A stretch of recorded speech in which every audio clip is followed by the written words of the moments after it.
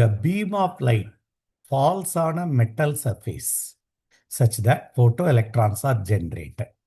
If the power of the light starts decrease linearly with time, the variation of photoelectric current and magnitude of stopping potential. உனக்கு தெரியும் photoelectric current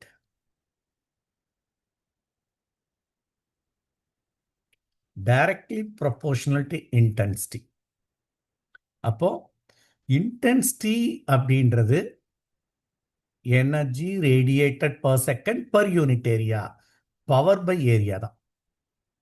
அப்போ பவரை நீ reduce பண்ணேன்னா intensity reduce ஆயிரும்.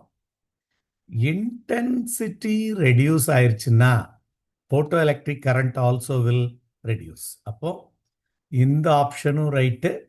அப்போ time கூட கூட நம்ம பவரை குறைக்கிறோம்னா இன்டென்சிட்டி ஆஃப் லைட்டை குறைக்கிறோம். இன்டென்சிட்டி ஆஃப் லைட்டை குறைச்சா போட்டோ எலக்ட்ரிக் கரண்ட் டிகிரீஸ் ஆயிரும். இது ஃபர்ஸ்ட் ஃபேக்டர். அடுத்தது, what about stopping potential? Stopping potential formula h nu minus w equal to EV naught, stopping potential. இப்போ நம்ம இன்டென்சிட்டி ஆஃப் த லைட்டை தான் குறைச்சோம், not the energy of light. அப்போ energy of light அதே தான் இன்சிடென்ட் ஆகிட்டு இருக்கு, அதே ஒர்க் ஃபங்க்ஷன் தான், அதே ஸ்டாப்பிங் பொட்டன்ஷியல் தான். ஏன்னா we didn't change. இதில் நம்ம கன்ஃபியூஸ் பண்ணிடக்கூடாது. எதை ரெடியூஸ் பண்ணுறது? Power of the light.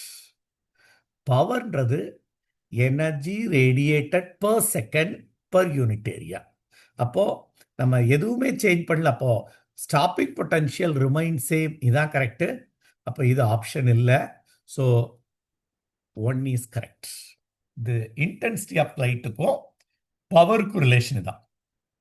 Intensity is energy radiated per second per unit area. Energy by time தான் power.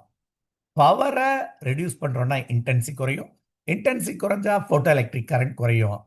Photo electric current that is stopping potential independent of intensity. அதை confuse பண்ணிடக்கூடாது. இதுதான் இதுக்கான ஆன்சர்.